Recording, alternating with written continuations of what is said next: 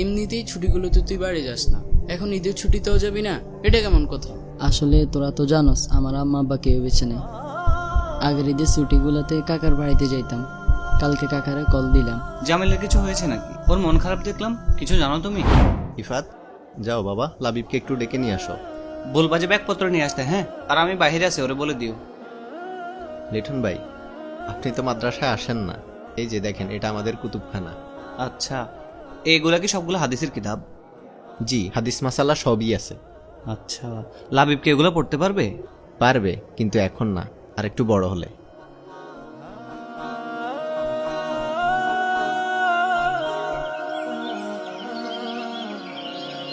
তুমি জামিল না?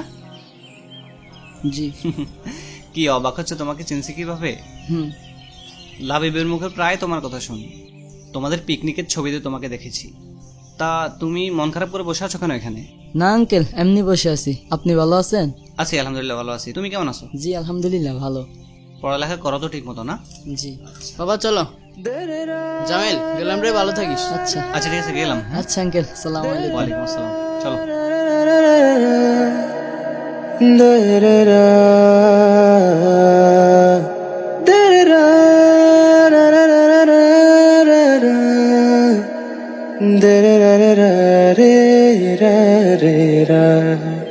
আচ্ছা লাবিব, জামিলের কিছু হয়েছে নাকি?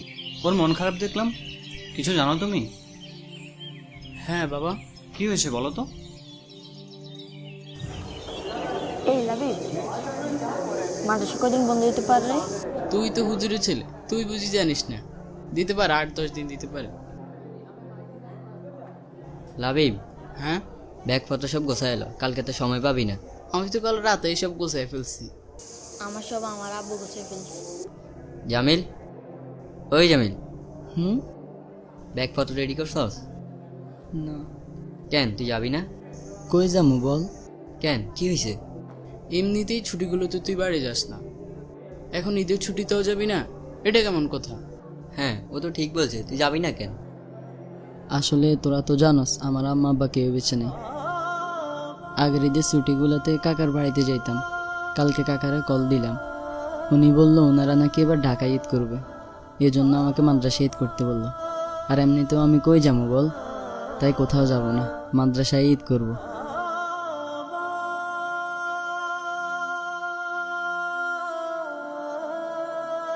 এতিম এবং অসহায় সহযোগীরা জান্নাতে রাসূলুল্লাহ সাল্লাল্লাহু আলাইহি সাল্লামের কাছাকাছি থাকবে।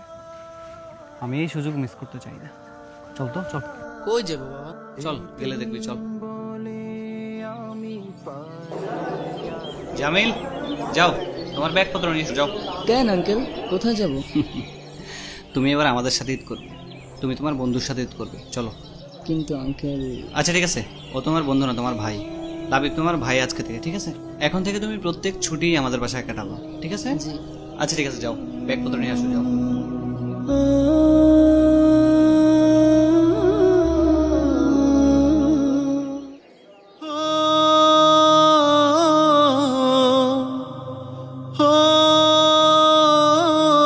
আপনার ঈদ আনন্দ ভাগাভাগি করুন কোনো এতিম ও অনাথের সাথে, কারণ এটি জান্নাতে রাসূল সাল্লাল্লাহু আলাইহি ওয়াসাল্লামের পাশে থাকার সুবর্ণ সুযোগ।